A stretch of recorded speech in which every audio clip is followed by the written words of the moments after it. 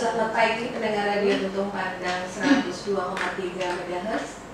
Pada pagi menjelang siang yang sejuk ini, kami hadir untuk menemani para sobat pelajar semua dari rumah, yang mana saat ini selama pandemi kita semuanya belajar dari rumah masing-masing.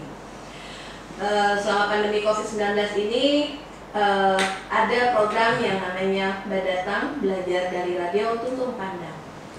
Sebelumnya kami ucapkan yang sebesar-besarnya terima kasih kepada Dinas Pendidikan dan Kebudayaan Kabupaten Tanah Laut, khususnya bagian kurikulum yang sudah memfasilitasi kami semua dalam program ini sehingga acara pada ini terlaksana dengan baik. Oke, sahabat belajar semuanya, meskipun belajar di rumah, kita harus tetap semangat dan selalu sehat. Dan tidak lupa pastinya kita selalu melaksanakan protokol kesehatan, yaitu 3M. Ingat pesan ibu, memakai masker, mencuci tangan dengan sabun atau hand sanitizer, dan juga menjaga jarak. Dan tidak lupa juga kami ucapkan kepada seluruh guru yang berprofesi sebagai guru, kami mengucapkan selamat Hari Guru atau selamat Hari PGRI ke-75. Semoga semua guru-guru yang ada di Indonesia menjadi lebih baik. Amin. Oke, sebelum kita belajar, marilah kita berdoa dengan pikiran masing-masing. Semoga acara kita ini berjalan dengan lancar hingga akhir acara nanti. Amin. Oke, kita lanjutkan. Silahkan bagi para sobat belajar untuk menyiapkan buku paket IPS kelas 7 serta buku referensi yang lainnya. Pada hari ini kami ditemani oleh ibu-ibu yang cantik tadi seperti yang disampaikan oleh Tasya. Ada 3 orang ibu cantik-cantik yang mana saya perkenalkan dulu. Yang pertama, Ibu Komalasari SPD, beliau bertugas di UPTD SMP Negeri 1 Kurau. Dan yang kedua, Ibu Lisa Utami SE, beliau bertugas di UPTD SMP Negeri 2 Batu Ampar. Dan yang ketiga, Ibu Latifah Mayasari dari UPTD SMP Negeri 3 Kota Kisung. Dan saya sendiri sebagai host di sini yaitu Eva Kristiana dari UPTD SMP Negeri 3 Panikata. Pada tempat ini kita akan belajar yaitu materi pelajaran IPS kelas 7 dengan materi lembaga sosial. Yang mana tujuan pembelajaran pada hari ini yaitu yang pertama menjelaskan pengertian lembaga sosial, yang kedua menyebutkan fungsi lembaga sosial, dan yang ketiga menjelaskan jenis-jenis lembaga sosial. Oke, baiklah. Untuk materi yang pertama akan disampaikan oleh Ibu Komalasari SPD dari UPTD SMP Negeri 1 Kurau. Silakan Ibu Komalasari. Terima kasih atas kesempatannya. Assalamualaikum warahmatullahi wabarakatuh. Waalaikumsalam warahmatullahi wabarakatuh. Selamat pagi menjelang siang bagi seluruh pemirsa radio Tutung Pandang Tanah Laut, untuk siswa dan siswi sekabupaten Tanah Laut. Bagaimana kabar kalian hari ini?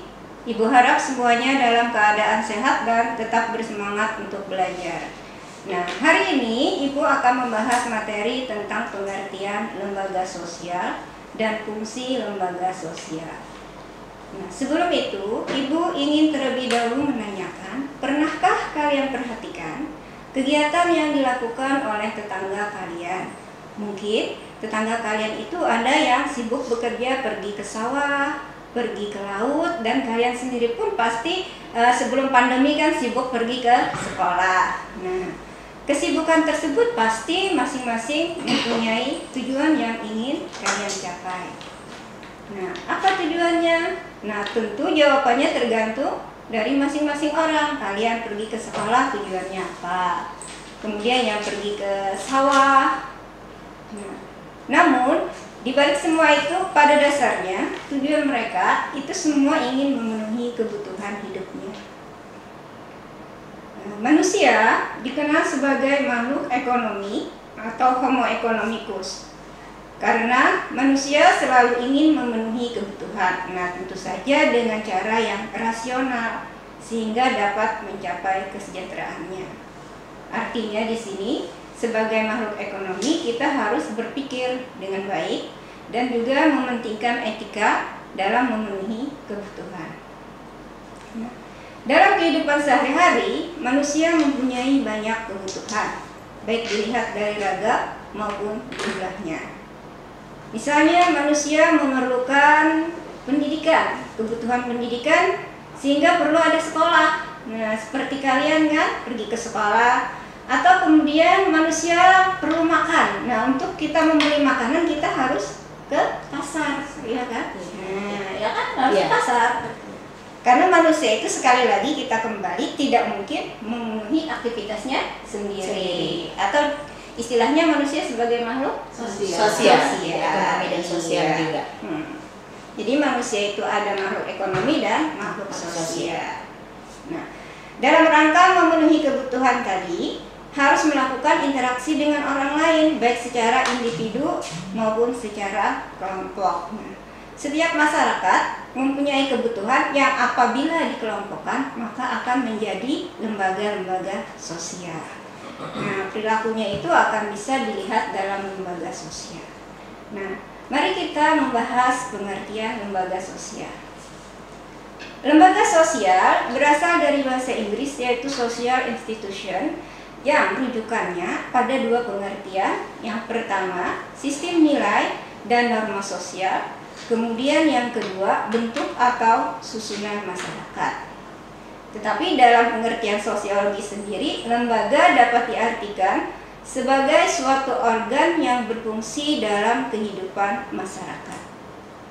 Lembaga sosial adalah keseluruhan dari sistem norma yang terbentuk berdasarkan tujuan dan fungsi tertentu dari masyarakat. Nah, di sini ada dari dua pendapat ahli yang Ibu ambil, yang ahlinya dari Indonesia, yaitu pertama adalah Kuncharaningrat. Beliau mengatakan lembaga sosial adalah sistem tata kelakuan dan hubungan yang berpusat pada aktivitas untuk memenuhi kompleksitas kebutuhan khusus dalam kehidupan manusia. Nah, kemudian pendapat Surjono Sukanto, beliau berpendapat lembaga sosial adalah himpunan norma dari segala tingkatan yang berkisar pada suatu kebutuhan pokok dalam kehidupan masyarakat. Nah, kita bisa menyimpulkan bahwa sebenarnya di situ yang ada norma. Nah, jadi kita simpulkan pertama bahwa lembaga sosial itu adalah seperangkat norma yang saling berkaitan, bergantung, dan saling mempengaruhi. Yang kedua, seperangkat norma yang dapat dibentuk, diubah, dan dipertahankan sesuai dengan kebutuhan hidup. Yang ketiga, seperangkat norma yang mengatur hubungan antar warga masyarakat agar dapat berjalan dengan tertib dan teratur, karena kaitannya tadi dengan interaksi sosial, ya kan? Nah, ibu-ibu bayangkan kalau misalnya nih kita ada di jalan raya tapi tidak ada peraturannya, apa jadinya? Semraut, macet, ya kan? Kacau. Nah, itulah kenapa diperlukan adanya lembaga sosial. Ya, kita perlu itu supaya kehidupan bermasyarakat berjalan dengan tertib dan lancar. Intinya untuk mengatur, Bu, ya. Iya, intinya untuk mengatur. Iya. Nah, tetapi kita kalian pasti ingin tahu kan bagaimana lembaga sosial itu sampai terbentuk. Nah, kita kembali kepada manusia tadi sebagai makhluk sosial yang tidak mampu untuk hidup sendiri. Mereka saling membutuhkan. Nah, sehingga timbul aturan-aturan yang disebut norma kemasyarakatan. Nah, sekarang apalagi itu norma? Kalian pasti bertanya-tanya, walau mungkin di pelajaran PPKN itu sudah belajar, ya kan? Iya. Nah, jadi norma itu merupakan aturan atau kaidah yang menjadi pedoman dalam bertingkah laku. Memberitahu kalian kalau perilaku kalian itu misalnya benar atau salah. Misal, kalau dalam norma kesopanan kira-kira kalau kita berkata kasar itu boleh atau tidak? Tentu tidak. Iya kan? Karena pasti dianggap sebagai anak yang kurang ajar, ya. Iya, melanggar norma kesopanan. Iya. Nah, jadi di sini hubungannya norma tadi, awal norma tersebut terbentuk secara tidak sengaja berdasarkan kebutuhan manusia. Namun lama-kelamaan norma-norma tersebut dibuat secara sadar. Nah, Ibu beri contoh, misalnya dulu nih di bidang ekonomi, waktu jual beli, seorang perantara tidak harus diberi bagian dari keuntungan. Namun lama-kelamaan terjadi perubahan kebiasaan, karena misalnya nih pembeli tidak enak nih harus ngasih berapa persen, penjual tidak enak harus ngasih berapa persen. Nah akhirnya di dalam lembaga ekonomi ada yang istilahnya nanti komisi kan, bonus ya. Bonus ya kalau bisa menjualkan barang sebagai perantara. Nah, keberadaan lembaga sosial selalu melekat pada setiap masyarakat. Hal ini disebabkan karena setiap masyarakat pasti memiliki kebutuhan pokok supaya keteraturan hidup bersama dapat terwujud. Nah, jadi tadi kembali lagi intinya adalah norma. Jadi norma-norma ini kemudian disebut lembaga sosial. Lalu apakah kira-kira semua norma bisa dijadikan lembaga sosial? Mungkin tidak semua, Bu ya. Iya. Jadi sebagian menurut tingkatan kebutuhan di masyarakat mungkin ya. Iya, disesuaikan. Artinya bisa jadi norma tersebut tidak memenuhi syarat. Iya, syarat-syarat sistem norma atau aturan itu dapat dikategorikan. Misalnya yang pertama, sebagian besar anggota masyarakat menerima norma tersebut. Nah, kalau masyarakat tidak menerima tidak bisa dijadikan. Kemudian norma tersebut menjiwai seluruh warga dalam sistem sosial.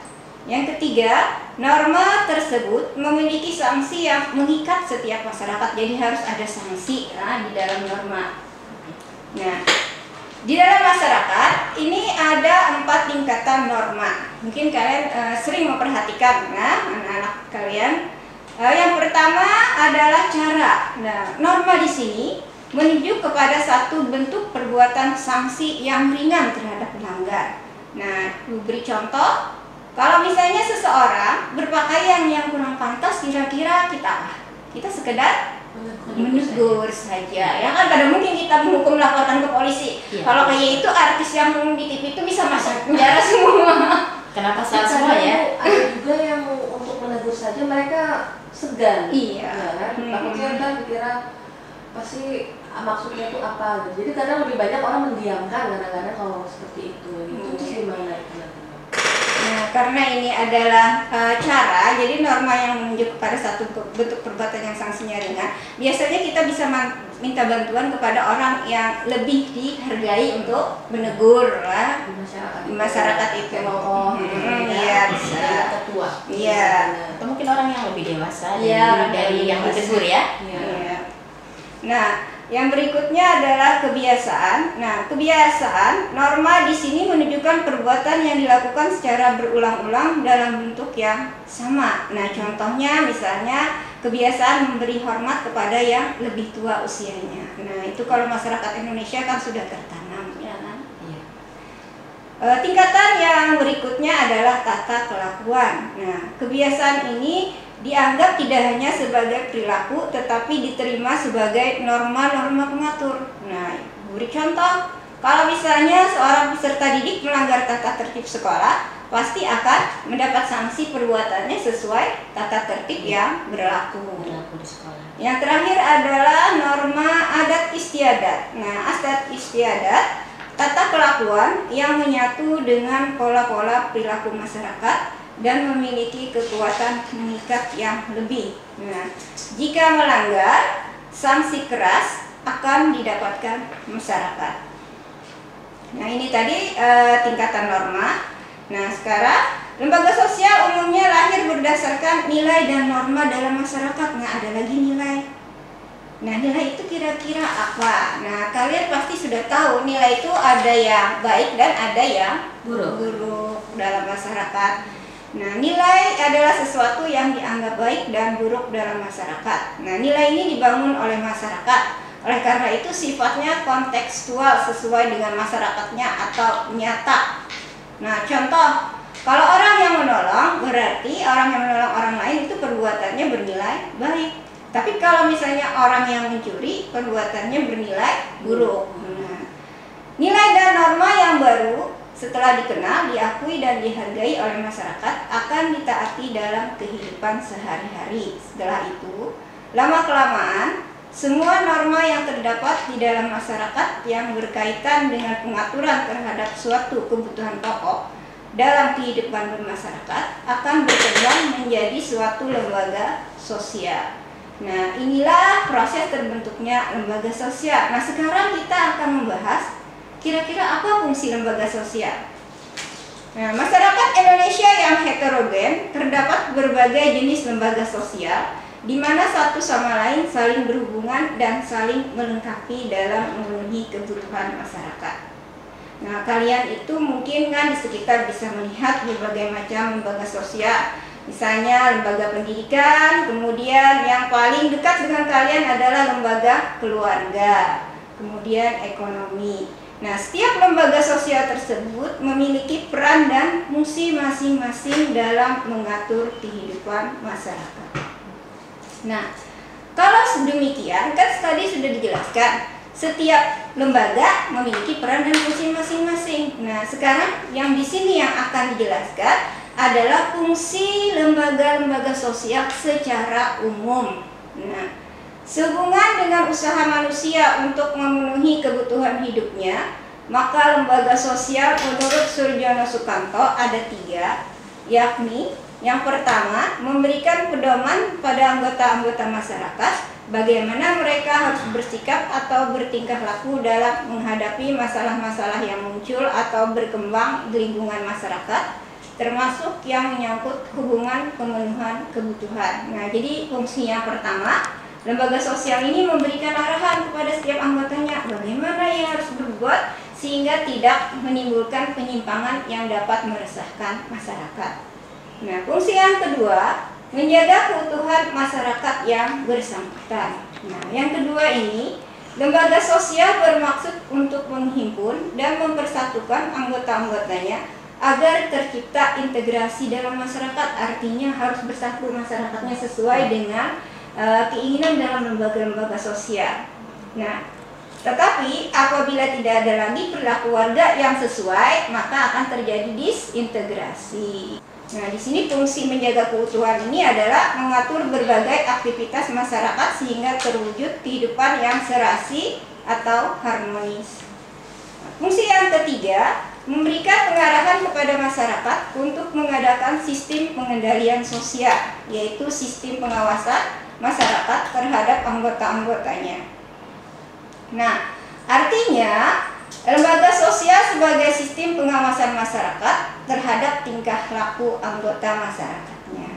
Nah, inilah tadi pembahasan Ibu tentang pengertian lembaga sosial dan fungsi lembaga sosial. Nah, Ibu harap setelah mendengarkan ini bisa menambah wawasan kalian. Nah, untuk pembahasan materi selanjutnya akan disampaikan oleh Ibu Lisa Utami tentang jenis-jenis lembaga sosial. Terima kasih. Silahkan untuk materi selanjutnya. Terima kasih Bu Malasari untuk materi yang pertama. Dilanjutkan dengan materi yang kedua sudah disampaikan oleh Ibu Lisa Utami SE dari UPTD SMP Negeri 2 Batu Ampar. Kami persilahkan. Assalamualaikum warahmatullahi wabarakatuh. Waalaikumsalam. Selamat pagi menjelang siang para pendengar dan sobat belajar dimanapun berada. Apa kabarnya hari ini? Tentu Ibu berharap kalian dalam keadaan baik-baik saja. Jangan lupa ingat pesan Ibu harus dilaksanakan terus ya. Kita jaga protokol kesehatan.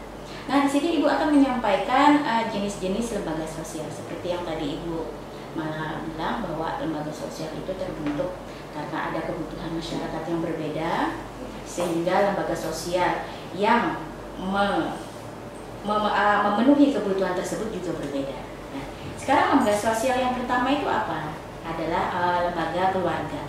Kalau mendengar kata keluarga, tentu di benak kita akan terpikir ada ayah, ada ibu, ada anak, ya. Keluarga inti. Keluarga inti, karena memang keluarga inti terdiri dari yang demikian.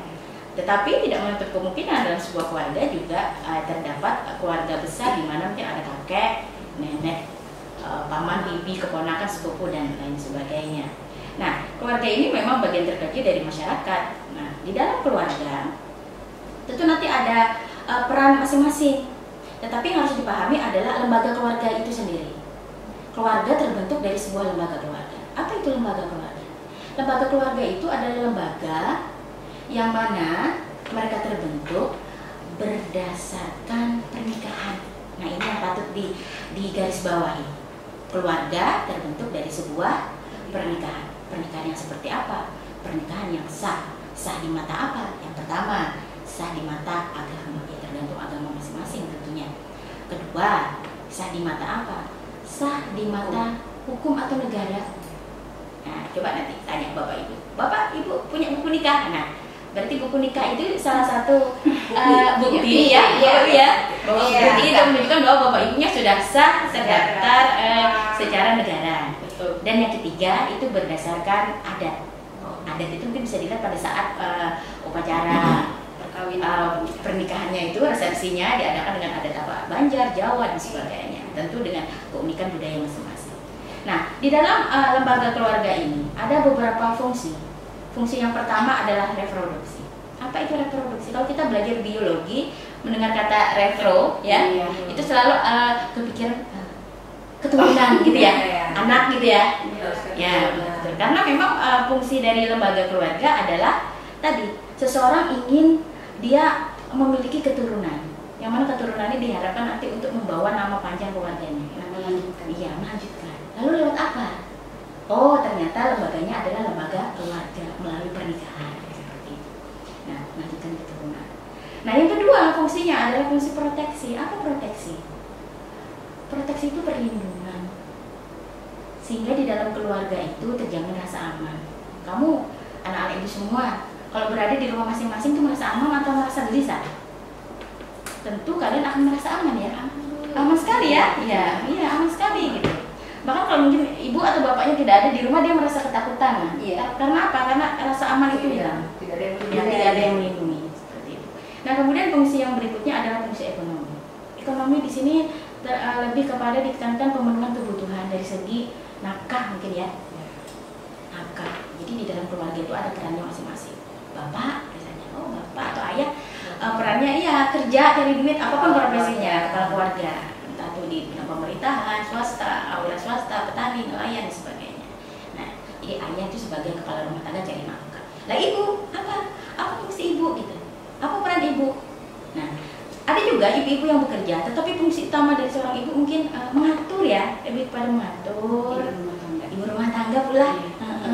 Walaupun zaman milenial sekarang ada kesetaraan gender bahwa baik laki-laki maupun perempuan bekerja, bapak-bapak juga, tetapi tidak lepas dari tentu tugas pokoknya masing-masing. Ibu mengatur, kemudian mendidik anak, memelihara dan sebagainya seperti itu. Nah, apa fungsi anak? Fungsi anak kalau dia sebagai pelajar tentu tugas utamanya ya belajar, gitu ya, belajar dan membantu orang tua sesuai dengan kapasitasnya masing-masing. Nah, fungsi yang berikutnya adalah sosialisasi. Pernah nggak kalian lihat teman kalian itu suka ngomong kasar, bentak-bentak gitu misalnya ya? Kamu, gitu. Atau mungkin boleh. Atau misalnya dia suka mengeluarkan kata-kata yang jorok atau bagaimana gitu. Kalian terkejut, kok bisa seperti itu gitu Bu ya? Nah, ini menunjukkan bahwa dalam sebuah keluarga itu ada yang namanya fungsi sosialisasi. Sosialisasinya adalah di mana seseorang itu dibentuk karakternya. Ya, benar Bu. Dari kecil gitu ya kita diajari makan, minum, cara berbicara, berjalan dan sebagainya. Nah, jadi tidak menutup kemungkinan watak atau tadi perilaku seseorang dipengaruhi besar sekali oleh keluarganya. Nah, fungsi yang berikutnya adalah fungsi afeksi. Afeksi itu apa? Kita mendapatkan kasih sayang, perhatian itu dari keluarga, ya kan? Kalau di rumah ada bapak, ada ibu adem gitu ya. Iya, disayang, diperhatikan. Kalau belajar itu ditemenin, atau paling ditanya hari ini jadwal belajar apa nak? Seperti itu. Nah, itu menunjukkan bahwa di dalam keluarga ada fungsi kasih sayang. Nah, fungsi yang berikutnya adalah fungsi kontrol sosial, pengawasan sosial. Karena di dalam keluarga itu ada kedudukan tertinggi, biasanya ini orang-orang dewasa ya. Siapa di dalam rumah kalian itu, keluarga kalian itu yang paling kalian segani? Ayah. Kalau ibu Ipah, ayah ya ibu Ipah.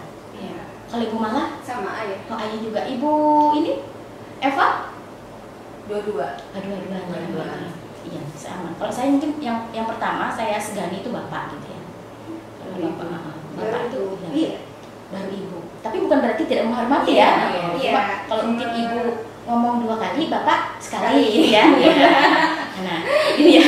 Jadi rata-rata Bu ya seperti itu. Tapi tetap kasih sayang, kemudian perhatian segala macam itu sama gitu. Ya imbang. Nah, itu. Jadi di dalam keluarga itu kita kalau ada bapak, takut gitu. Kayaknya segan, keluar pun kalau kata beliau, jangan keluar rumah. Apalagi malam gitu kan. Yang kan ibaratnya ini baru dipelototin aja kita udah takut gitu kan, apalagi beliau sampai marah dan sebagainya. Nah, itu dinamakan pengawasan sosial. Jadi di dalam keluarga tuh fungsi pengawasan itu ada dari bapak, ibu, bahkan anak pun juga bisa mengawasi atau sebagai kontrol sosial dari orang tuanya seperti itu. Dan yang terakhir dari fungsi keluarga adalah pemberian status. Karena biasanya orang kalau sudah menikah itu tidak lagi dikatakan, apalagi di KTP ya, bujang. Statusnya yang tadinya single, jadi kalau laki-laki jadi apa Bu? Beristri gitu ya. Kalau punya anak lalu ada sebutan bapak gitu ya. Ya atau bukan duren ya. Terus kalau misalnya dia bercerai jadi duda gitu kan. Ya. Kalau perempuan bercerai jadi janda, nah itu status karena tadi keluarga. Nah, kemudian lembaga sosial yang berikutnya.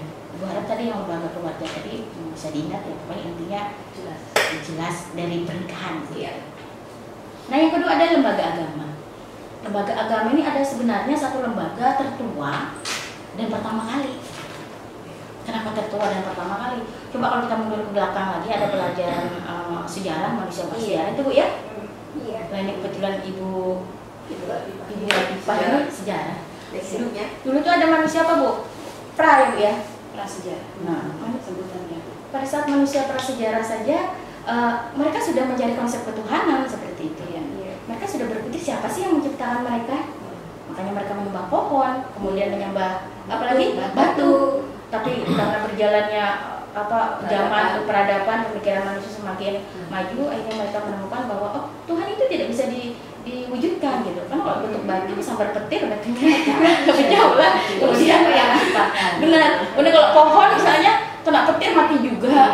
Kalau angin bisa berhenti, kalau matahari bisa tenggelam gitu. Nah, akhirnya ditemukanlah bahwa yang menciptakan manusia itu suatu zat yang tidak bisa diwujudkan oleh Allah. Maka lahirlah sebuah agama, keyakinan Tuhan yang Maha Esa. Nah, di Indonesia itu terdapat beberapa agama Bu ya. Yang diakui secara Sobat pelajar ya, ada kalau di negara kita tuh ada 6 agama yang diakui oleh negara gitu. Dan Ibu rasa kalian dalam kehidupan sehari-hari memiliki lingkungan atau tetangga yang juga berbeda agama gitu. Kebetulan saya mengajar di Batu Ampar itu pula, di sana juga kompleks, ada beragama Hindu, ada yang beragama Kristen dan beragama Islam seperti itu. Tapi alhamdulillah toleransi kita juga sangat tinggi. Jadi berarti di sana masyarakatnya heterogen. Iya, Bu, heterogen. Bahkan di sana juga secara suku ada ya, terdapat itu rumah-rumah ibadah mereka seperti itu. Nah, apa sih fungsi dari lembaga agama? Nah, lembaga agama ini sebagai pedoman hidup utama bagi manusia. Baik dan buruk itu berasal dari agama. Kita bisa menentukan ini nilai baik, nilai buruk, kemudian hubungan kita dengan Tuhan, hubungan kita dengan manusia itu agama yang mengaturnya. Kemudian ada lagi kehidupan di dunia dan di akhirat itu juga diatur dalam agama. Selain itu juga lembaga agama ini sebagai tuntunan prinsip benar dan salah. Dan dalam kegiatan kita sehari-hari juga kita belajar, kita bekerja, semua dalam tuntunan agama ya. Pendengar harus diawali dengan agama. Bahkan mungkin kita pergi ke satu tempat pun agama ini kita bawa, artinya agama tidak lepas dari kehidupan kita sehari-hari. Nah, lembaga sosial yang berikutnya, kalau tadi lembaga agama mengatur hubungan antara manusia dengan Tuhan, kemudian nanti kalau hubungan itu sudah tercipta maka lahirlah hubungan yang harmonis antar sesama manusia karena sudah ada pedoman yang mengatur. Nah, sekarang kita masuk kepada lembaga ekonomi. Kalau mendengar kata ekonomi, itu mungkin yang terlintas di benak kita adalah cara bagaimana manusia memenuhi kebutuhan Iya, ya, cara memenuhi iya. kebutuhan. Gitu. Ada yang memenuhi kebutuhannya dengan cara mungkin tidak sama dengan orang lain. Kebutuhan akan makan itu termasuk kebutuhan. Oh, maka dia melakukan yang namanya konsumsi. Terus yang dimakan apa? Misalnya rata-rata penduduk Indonesia makan nasi berasal dari beras. Beras apakah mereka mampu membuat sendiri atau mengadakan sendiri? Tentu tidak. Oh, ada pihak yang bisa memenuhi misalnya. Siapa pihak bisa memenuhi kebutuhan akan beras atau nasi tersebut? Petani. Nah, maka si petani ini dalam sebuah lembaga ekonomi itu letaknya pada kegiatan produksi. Ya Bu lah? Iya. Nah, produksi. Nah, sekarang untuk sampai kepada tangan seorang konsumen, kok bisa sampai di meja makan kita, di dalam piring kita, tentu tidak mungkin kita datang langsung ke petani kayak sana. Iya. Iya. Mungkin bisa kalau kita misalnya berprofesi atau kita memiliki sawah lain, tapi kan tidak semua gitu. Tetap ada Iya. Ini iya benar Bu. Iya, ini baru satu kebutuhan yang namanya nasi beras tadi. Nah, lalu siapa? Oh, ternyata ibu belinya di pasar. Iya, kembali Di lagi pasar. tadi. Nah, di pasar. Nah, pedagang. iya, ke pedagang pula. Nah, lalu pedagang ini di mana letaknya? Yaitu sebagai saluran distribusi. Jadi intinya kalau lembaga ekonomi itu dia mengatur kegiatan ekonomi yang mana kegiatan itu ada tiga kegiatan di dalamnya Bu ya. Kegiatan pokok ya. Ada konsumsi, ada produksi, ada distribusi. Nah, nanti di dalam kehidupan sehari-hari itu nanti akan terpecah-pecah menjadi lembaga-lembaga ekonomi yang bisa kita lihat sekarang. Contoh pasar. Pasar itu melibatkan berapa kegiatan ekonomi yang ada di sana? Tentu sangat banyak. Nggak sudah hanya konsumsi, produksi, distribusi jadi satu pula. Pasar belum lagi kalau pihaknya lagi. iya benar. Kalau kita misalnya pergi ke yang lebih besar, mall dan sebagainya, itu akan lebih banyak lagi pihak yang terlibat. Nah, selain itu, selain pasar, yang kita lihat dalam kehidupan sehari-hari, terutama anak-anak ibu nih, apa? Kantin sekolah, ya? Iya. Nah, kantin sekolah. Atau ini yang sedang tren di masa pandemi, nggak boleh keluar rumah, kecuali lagi perlu aja. Iya. Oke, ini apa yang sedang? Iya, Gojek, GoFood, pasar online akhirnya. Iya.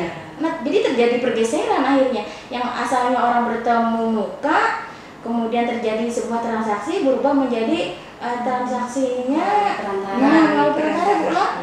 Artinya kita hanya dengan nomor telepon atau aplikasi tertentu apa yang kita butuhkan, kita inginkan, tinggal antar. Pembayarannya pun juga canggih Bu ya. Ada yang pakai GoPay, ada yang pakai ada yang cash, ada yang sistem gesek seperti itu. Nah, ini sudah menjadi bagian-bagian yang tidak terlepaskan dalam kehidupan kita sehari-hari. Jadi untuk melihat ciri utama dari lembaga ekonomi itu apa sih? Pokoknya intinya satu lembaga yang mana lembaga ini menyediakan kebutuhan manusia gitu aja intinya. Iya lah Bu? Ya bukan. Iya. Jadi ekonomi di mana kegiatannya ada tiga, ada konsumsi, ada produksi, ada distribusi. Nah, kalau misalnya bapak kita kerja di perusahaan, maka beliau masuk mana tuh? Misalnya kerja di perusahaan produksi kali ya? Produksi. Sedangkan kita biasanya cuma makan, minum, Kita konsumsi ya saja. tetapi tidak menutup kemungkinan juga bahwa satu kegiatan ekonomi itu bisa dilakukan bersamaan. Jadi di sisi lain orang sebagai konsumen, di sisi lain juga sebagai Produksi. Contoh tuh, kalau kalian dulu sekolah sebelum pandemi suka jajan pentol nggak? Nah, pasti suka jajan pentol ya tuh, sama dengan ibu Risa itu jajan favorit saya tuh pentol itu. Ketahuan ini. Pentol yang enak tuh saya kejar itu Bu. Iya. Ya. Nah, coba kamu sebagai pembeli, maka saat itu kamu bertindak sebagai siapa? Sebagai konsumen, yang mana kamu mengkonsumsi pentol yang kamu beli. Nah, si penjual pentol Pak bertindak sebagai apa dia? Produsen. Tergantung. Bener itu. Tergantung kalau bikin sendiri buat produsen. Nah, bener Bu. Kalau kata Bapak perantara mungkin dia ngambil dari Ngambil dari orang lain. Iya, orang lain kemudian dia jual. Nah, tapi sambil berjualan, terus si paman makan juga. Oh iya, benar. Laporan masuk juga. Ya. Oh ternyata Pak Mani juga melakukan selain produksi, distribusi, dia juga melakukan konsumsi. Jadi intinya seperti itu aja. Iya.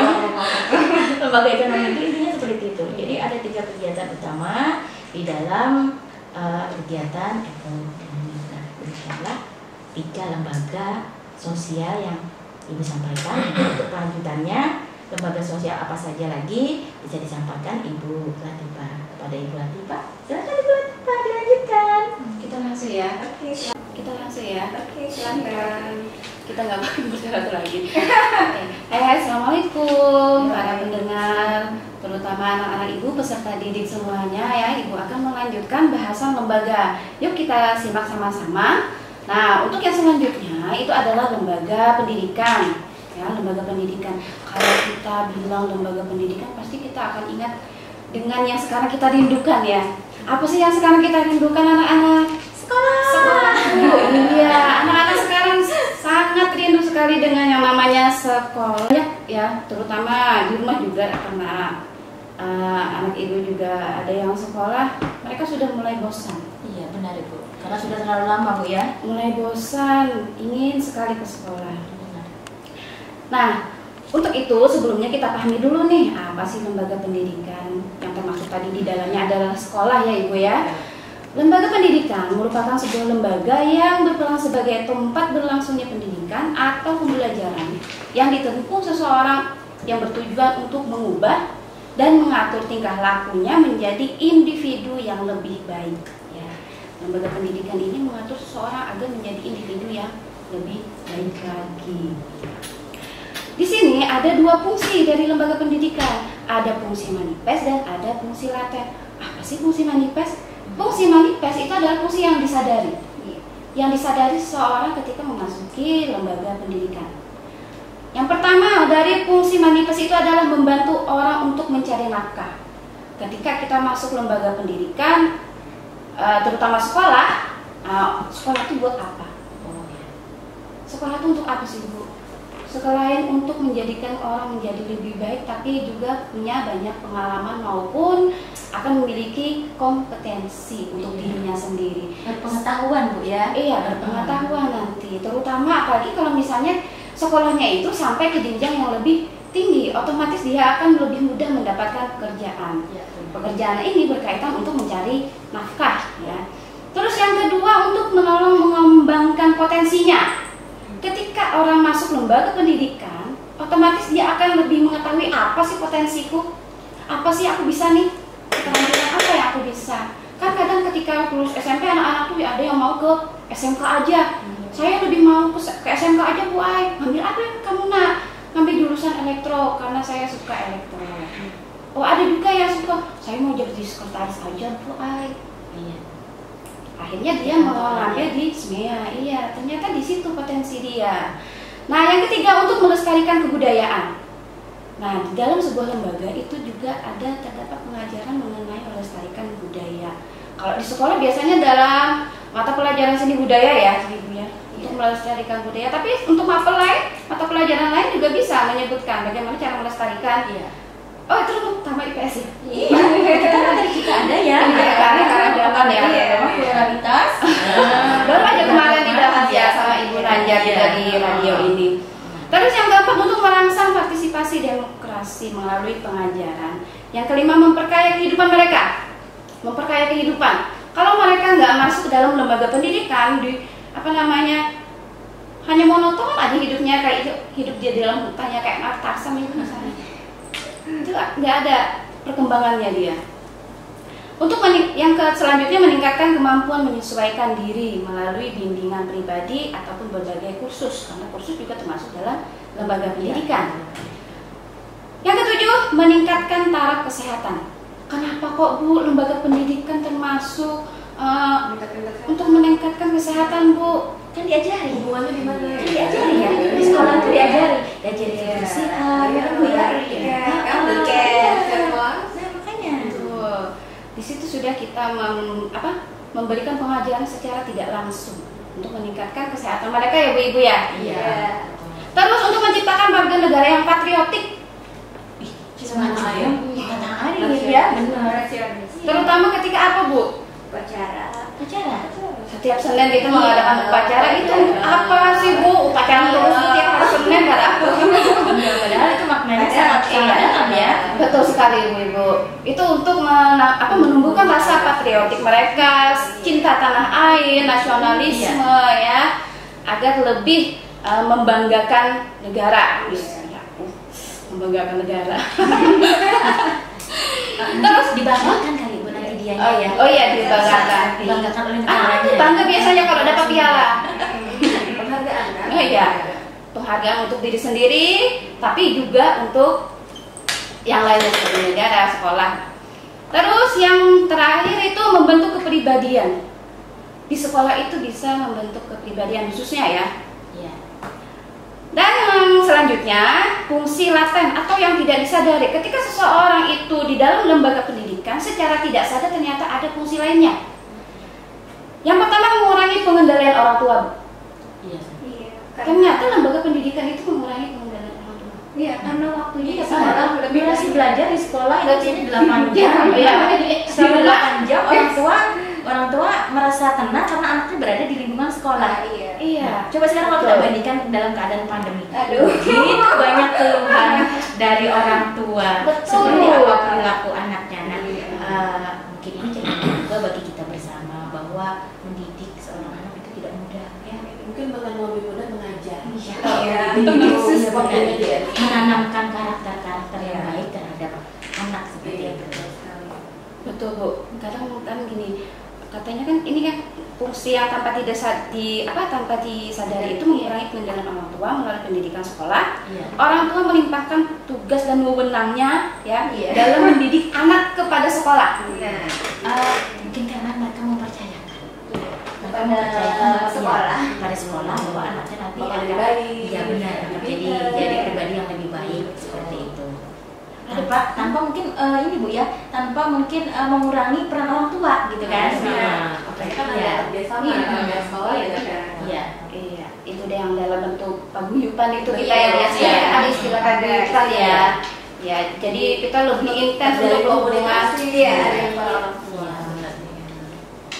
Lanjut ya, untuk fungsi laten yang kedua, menyediakan sarana untuk pembangkangan. Aduh, gimana ini Bu? Iya. Pembangkangan loh, Bu. mengembangkan. Oh iya. Orientasinya terus gimana? Sekolah mempunyai potensi untuk menanamkan nilai pembangkangan di masyarakat. Hal ini tercermin dengan adanya perbedaan pandangan antara sekolah dan masyarakat tentang sesuatu, misalnya tentang pendidikan seks, Bu, ataupun sikap terbuka. Waduh. Kan anak-anak sekarang Iya. itu di depannya kan cuma gadget nih. Iya, Sekarang benar. ya, kalau di rumah aja sering gadget aja. Iya. Kita tidak tahu dia tuh melihat apa. Konten-konten apa yang dia lihat? Iya, yang betul tahu, sekali. seperti itu. Itu kan itu pengaruh dari masyarakat, lingkungan. Dia melihat YouTube, oh ternyata tidak baik, ya kan. Nah, dari sekolah ditanamkanlah sikap pembangkangan ini, artinya apa? Untuk memproteksinya dia Iya. agar tidak melakukan atau melihat hal-hal yang tidak baik untuk dia atau melakukan hal-hal yang tidak baik untuk dia. Lanjut. Mempertahankan sistem kelas sosial. Mempertahankan sistem kelas sosial. Biasanya ada beberapa masyarakat ya yang memandang semakin tinggi pendidikan seorang itu semakin dipandang. Artinya status dia tuh lebih naik ya. Terutama ini dalam hal adat misalnya nih, adat nih. Iya. Kayak di Minang nih misalnya. Kalau lulusan SMP maharnya cuma segini. Berimbas kepada ini ya, Status sosial. Iya, iya. Bahkan untuk menuju ke lembaga keluarga tadi berpengaruh seperti Iya. itu. Lembaga pendidikan ini sangat Saling berhubungan. Iya. berpengaruh. Saling berhubungan tadi. Kalau di Makassar itu panai kali Bu ya. Iya, Apa itu benar. namanya? Mahal. Panai, mahal. Oh, mahal. Semakin Kalau mahal. dalam suku Banjar mungkin jujuran. Jujuran. Jujuran. Jujuran. Jujuran ya. Jujuran. Jujuran. Ya. Kalau SMA Iya.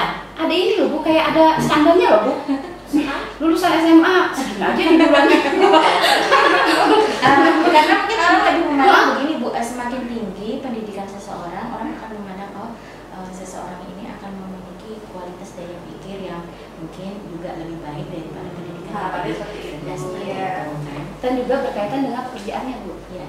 Iya. Kalau misalnya lulusan sarjana misalnya, Iya. biasanya pasti akan memiliki pekerjaan yang lumayan lah. Lebih baik Iya. seperti itu ya, walaupun Lumayan lah. tidak menjamin juga Bu, Iya. ya, bahwa lulusan sarjana bisa mendapatkan pekerjaan yang lebih baik, tapi setidaknya Iya, dengan harapan. Statusnya. harapan bahwa dengan dia berpendidikan S1, maka kemungkinan dia untuk mendapatkan pekerjaan Peluangnya yang lebih besar, tinggi, ya, ya. peluang Bu Eva. Terus jadi anak-anaknya gapailah cita-cita dengan pendidikan yang lebih tinggi lagi. Gitu. Dan terakhir dari fungsi latihan adalah memperpanjang masa remaja.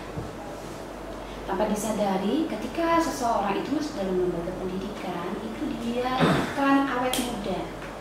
Karena apa? Karena dia tidak dianggap dewasa. Orang dewasa itu adalah orang yang mencari nafkah, Bu.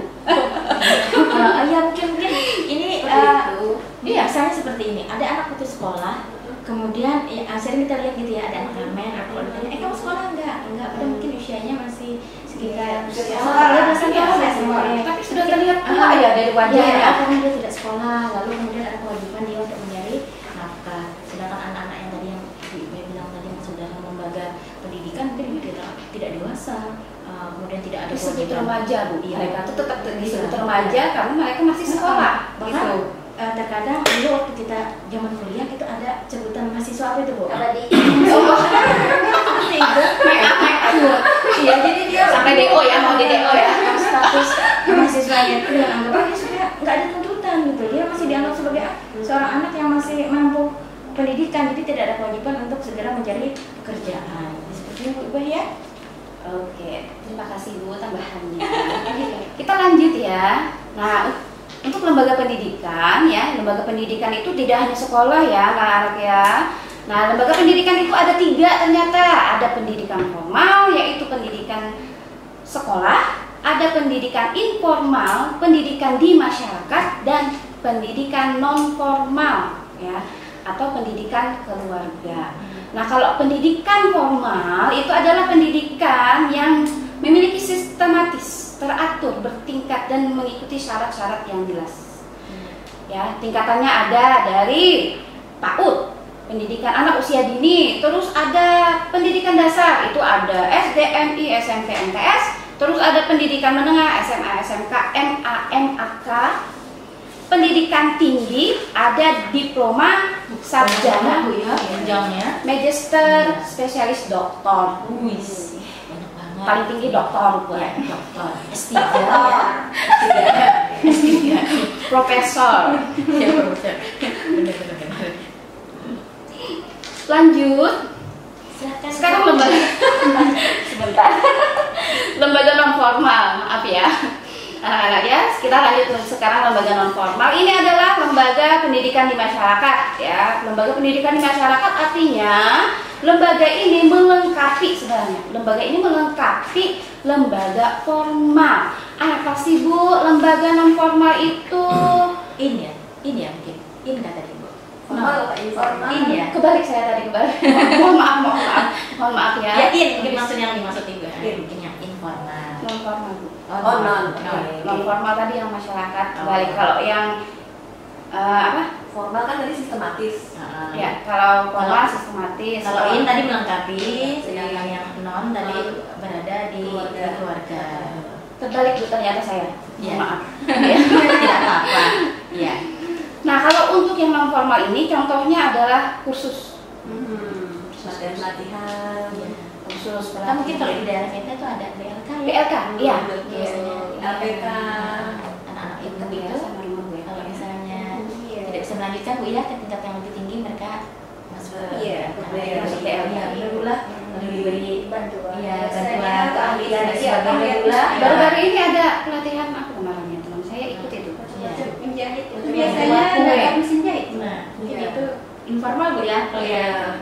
Jadi mereka dibekali Iya, suatu dibekali. keterampilan sehingga nanti Iya. bisa menghasilkan Iya, istilahnya. bisa berproduksi lah. Dan Iya. memang ini tujuan pemerintah Bu ya. Iya. Artinya pemerintah menggalakkan bahwa pendidikan tidak hanya mesti ditempuh melalui jalur formal Formal. saja.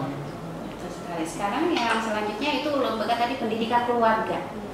Pendidikan keluarga. Jadi kalau pendidikan keluarga ini otomatis tadi kaitannya dengan lembaga keluarga ya. Iya, benar. Yang seperti dibahas Ibu Risa tadi, bahwa pendidikan awal anak itu sebenarnya adalah dari keluarga, terutama bahasa. Siapa sih yang mengenalkan kita berbicara? Ternyata adalah ibu. Bahasa ibu. Iya, bahasa ibu. Kadang walaupun misalnya bapaknya nih Jawa, Iya. mamanya Banjar, apa yang akan anaknya pasti berbicara apa dia? Iya. Bicaranya apa dia? Ngomongnya dalam bahasa Banjar. Iya, kemungkinan besar dia mengikuti bahasa ibunya sehari-hari karena dia sering interaksinya dengan ibu Iya, ya. interaksi lebih Iya, sering, ibu. terutama dari bayi. Kalau ya dari bayi, ayo bilang mama, mama. Dalam bicara ya. Iya, betul sekali Bu. Nah, tadi pendidikan keluarga tadi, orang tua tadi, yang merupakan guru sebenarnya. Iya. Orang tua tetap guru. Guru Guru yang juga. utama ya.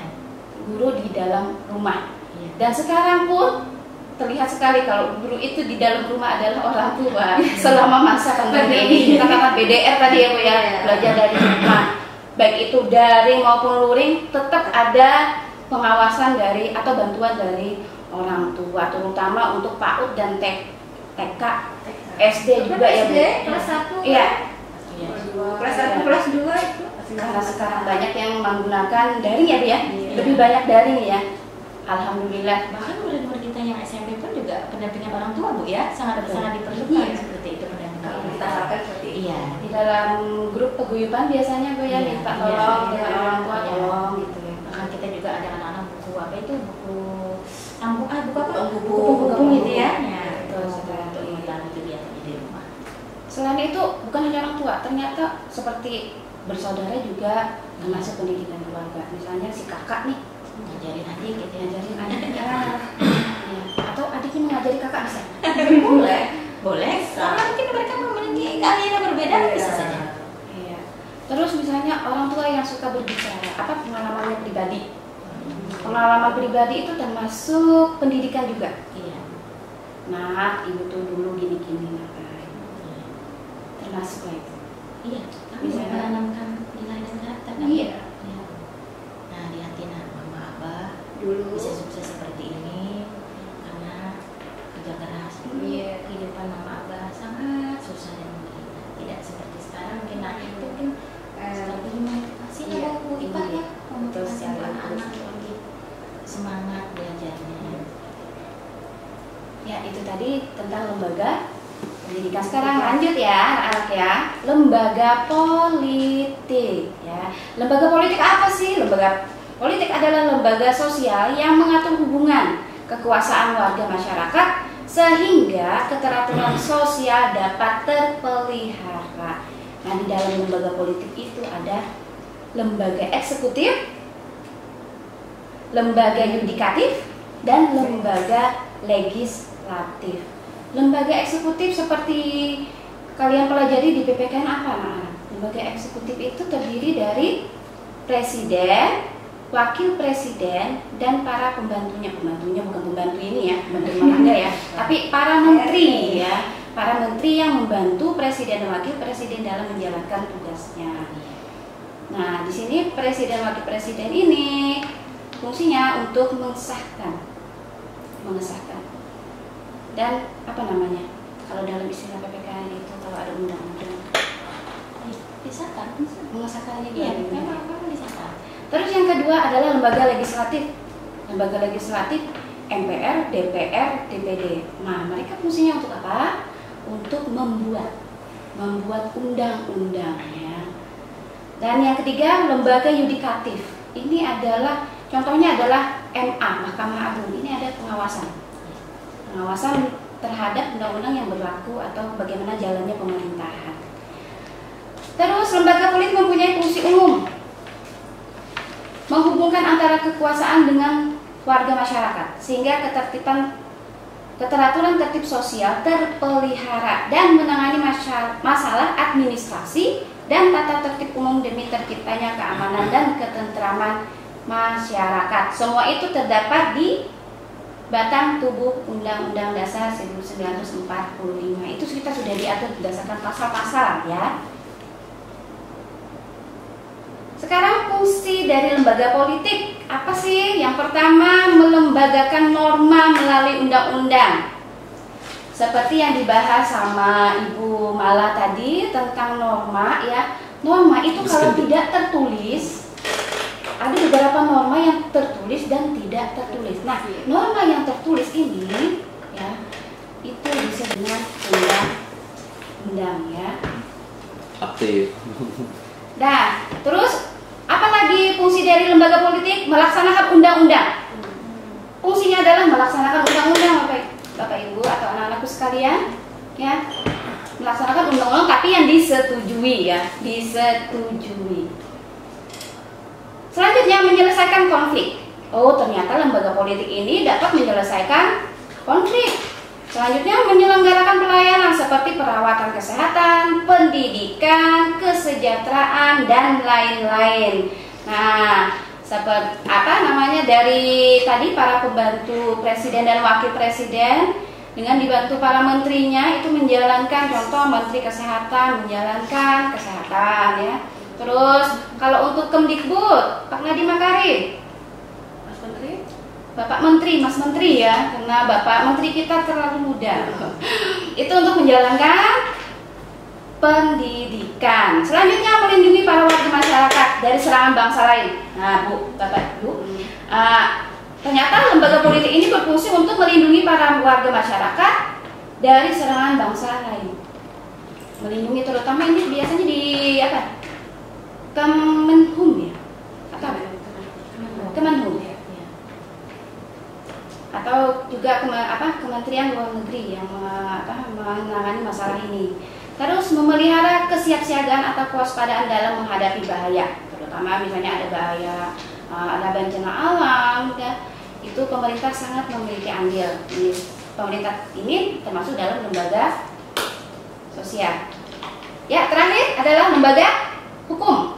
Kalau lembaga hukum adalah suatu lembaga yang legal menurut undang-undang. Kalau lembaga hukum ini fungsinya adalah untuk mengatur supaya masyarakat itu disiplin ya, disiplin. Terutama contohnya adalah disiplin lalu lintas. Kenapa sih kok harus ada razia untuk mengetahui apakah orang tersebut sesuai berkendara? Kenapa? Karena kalau sesuai ketika berkendara itu otomatis akan menjamin keselamatan.